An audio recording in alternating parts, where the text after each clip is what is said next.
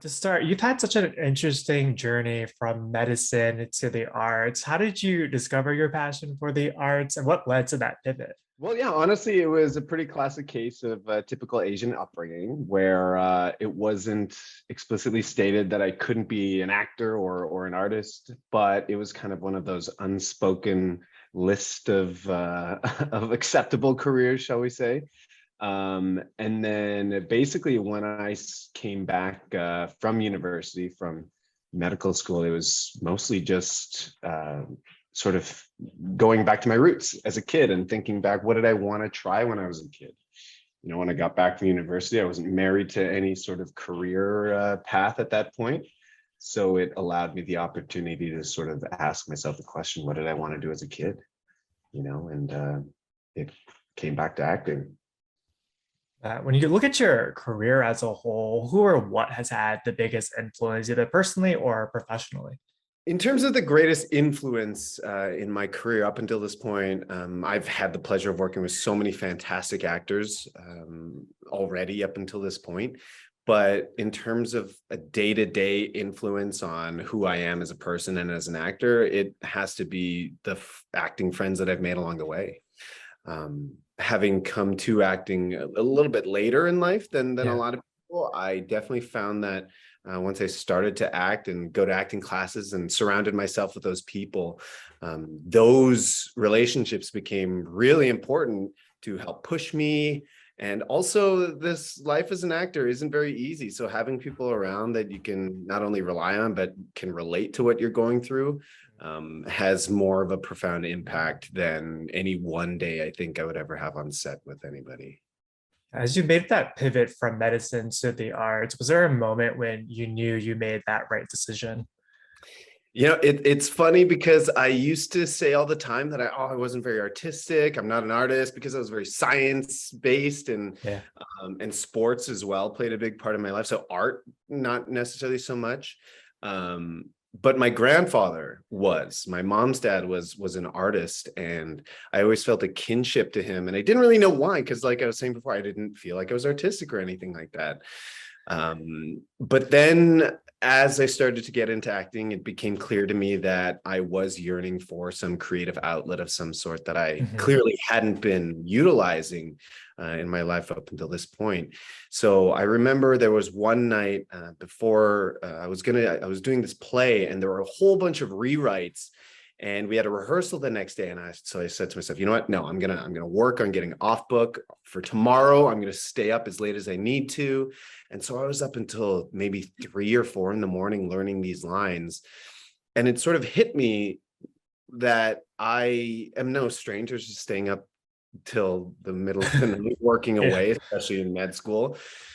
But I remember having a moment at about 3 in the morning, and I was energized and excited and was really enjoying what I was doing when I cast my mind back to those times when I was poring over medical textbooks at 2, 3 in the morning, similarly, and struggling and really having a hard time, not wanting to do it.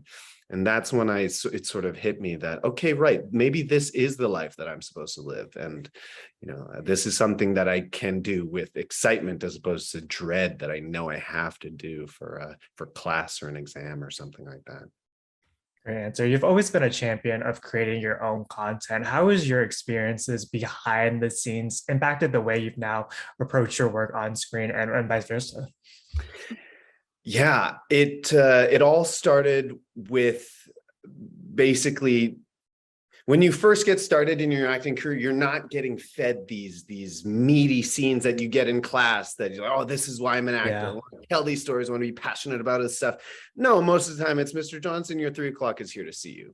Right. So in order to balance out that, career advancement at those levels with creative fulfillment, it was basically just, you know what, let's just make some stuff that we want to make, that we want to see, that nobody is handing to us right now. Mm. And so that's how I started writing. And then I started to get into some more directing too, because obviously acting is a very creative outlet, but in terms of the overall influence you have over the story as a whole, you're playing a part of an ensemble of an orchestral symphony, right? Whereas through directing, you've got your hands sort of touching everything, and the artistic impact that you can have on the story is much greater. So I found that really satisfies that part of my creative brain. But I've always said that it's great for actors to be able to go and do stuff behind the camera too, because it gives you a perspective of different aspects of our job and the different areas that come into play. Because similar to medicine, actually, acting is a multidisciplinary experience with a lot of different people with a lot of different areas of expertise coming together to make something really special. So working behind the camera makes you a better actor, makes you easier to direct. It gives you a wider perspective of what you're doing. And honestly, it takes the importance off of the actor a little bit, because the way that actors are treated in this industry can, get to people's heads sometimes. But, it keeps you, it keeps the perspective that you're part of a whole, which I think is really important for actors. Definitely. You got a new series out now. Can you tell us about Reginald the Vampire, your character, and what drew you to this project? Reginald the Vampire, what's there to really say? It's a fun show with a lot of humor and a lot of heart. And I think I, as an artist, as an actor, gravitate towards things that sort of run the gamut of emotions. I love comedy, I love drama, but if I can get both at once, then even better. And so Reginald the Vampire was an audition like any other as it started. And then the more I sort of progressed down the line through the audition process, the more the potential of, oh, wait, maybe I'm going to do this thing kind of came up. And so anytime you get an audition that says, oh, you get to be a vampire, there's a moment where you go, okay, great. Wait, we've done this before. Wait, what's this going to be like? We've done this before, And so where Reginald came into play, and especially after, honestly, reading the source material, the Fat Vampire books, it became clear that it wasn't going to be like a lot of vampire shows we've seen before. And in this day and age, we're kind of tired of that. I think we've been there, done that. And so what really drew me to Reginald the Vampire and the world that it inhabited is, just being able to tap into the human elements of being a vampire. And I feel like that is what makes these vampire stories universal, obviously, which is why people latch onto them to begin with. But with Reginald specifically, he's not your typical vampire. You hear it all the time, and there's a reason why we harp on it when talking about the show so much, because there is an idea of what a vampire is in pop culture. And we wanted to kind of turn it on its head. And I think we're seeing nowadays a lot of material doing a similar thing where it's like, well, you think but we're going to take it in a little bit of a different direction. And the fact that it's an ensemble cast with a great group and led by Jacob, I think, I think the characters speak for themselves. After watching some of the episodes, you latch on to these characters. And I only knew one of the other actors before going to the show, but now they're some of my great friends. They're lovely people, and I think that's what really makes the show special. Definitely. When you're adapting a character that's lived in another medium, what's one thing that you wanted to make sure was translated from the page to the screen, and something new that you brought to him? Yeah, well, this is a very interesting circumstance because the pivot away from the books happens fairly early on. Now, there are a lot of common elements, obviously, with the books and the series, but it didn't feel like we had to stick to what was on the page, because right off the bat, things changed. His job is different, his name is different. A lot of things take a left turn from the books early on. So that alleviated that pressure of needing to be, exactly what was represented on the page in the books, kind of thing. But it also opened up a lot of fun areas of exploration, because there are characters, my character, for instance, there are a lot of different characters that don't exist in the books that are such colorful characters in the series now. So had we stuck to the series, there are fewer characters to latch onto, I think, in the books than in the series. So I think we're treated to even more personalities because of that diversion from the books. Mike's journey throughout the first season is very much about second chances, which feels very parallel to your own kind of journey in this industry. Were you able, did you find those when you were like filming this experience? Yeah, you know, it was interesting because as an actor going through acting class, you don't exactly prepare for the day that you're going to play a vampire that's, you know, far older than you are.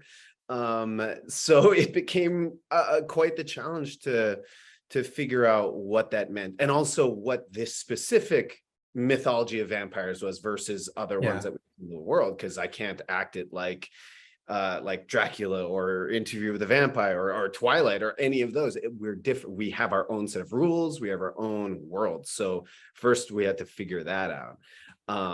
But then after it became clear that the vampires in our world were obviously very elitist and exclusionary and fat phobic and all these different things, Mike didn't really feel like he fit in with that.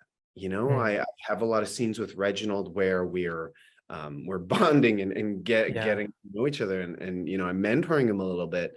So it became clear very quickly for me that Mike wasn't going to be like those other vampires for whatever reason, and the reasons that I've figured out for myself that you will see later on.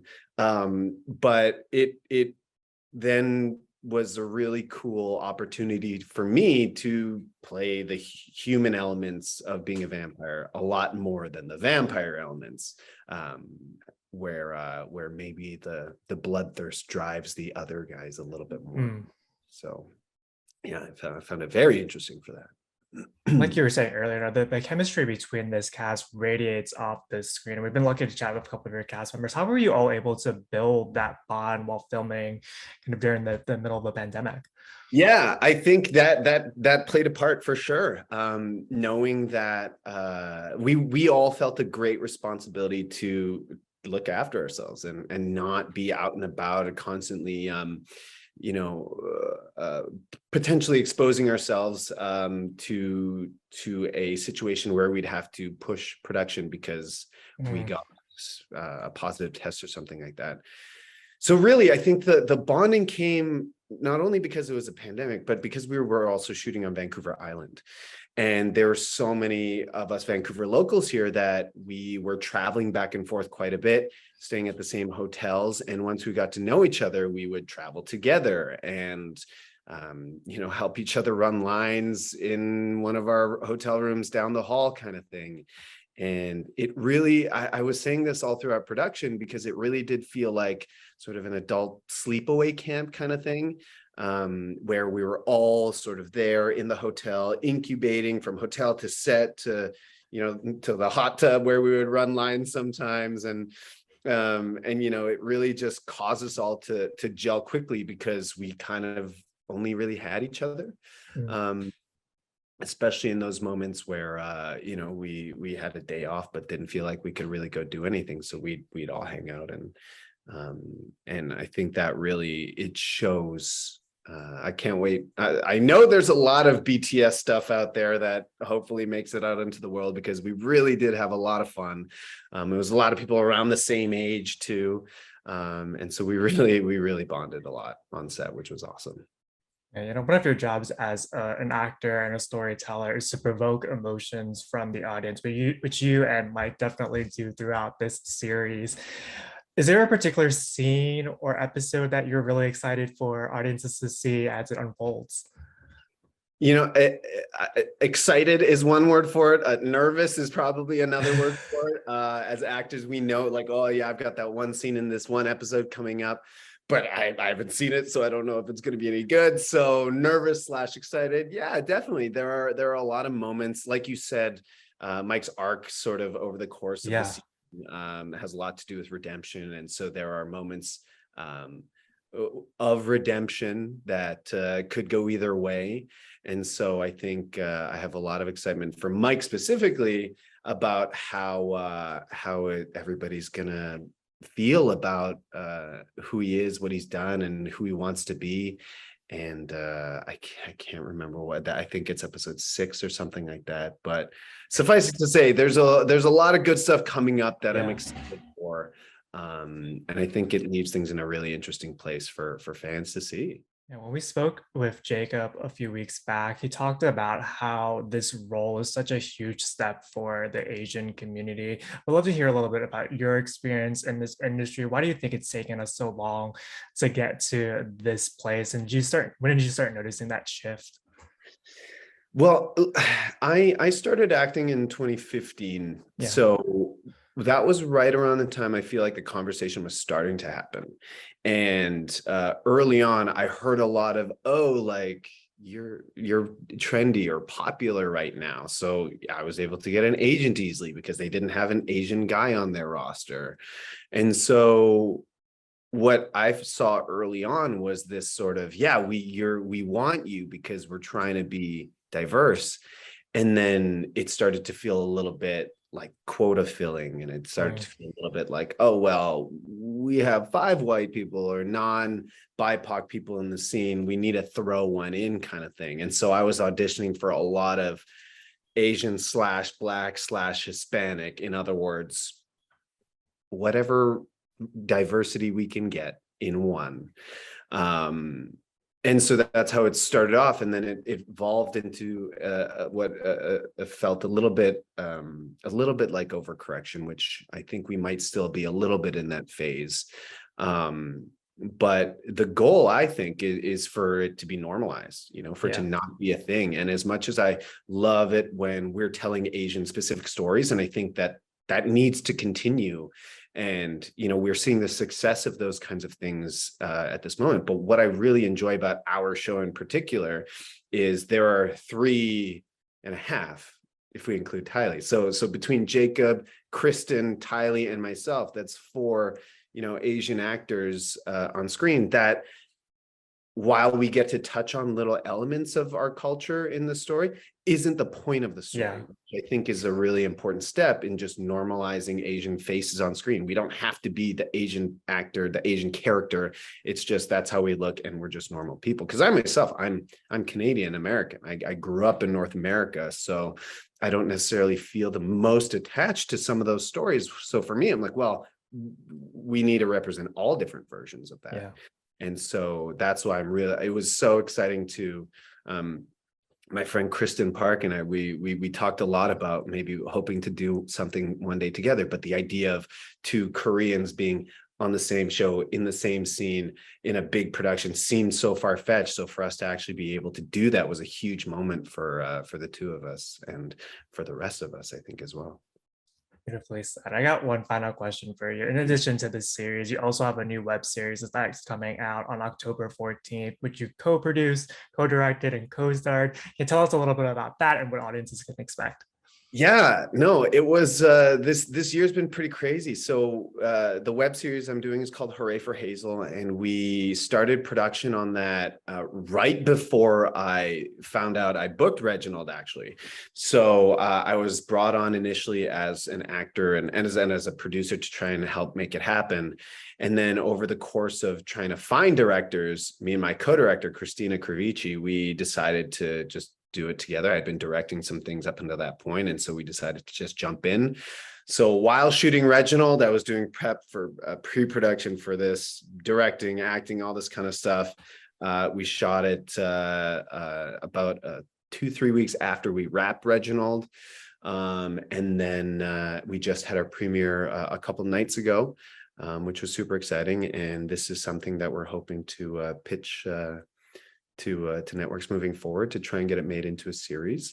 And yeah, it's about Hazel, who works at a law office and is basically navigating the world of her crazy family and her crazy work environment as well, which I think we all know a little bit about.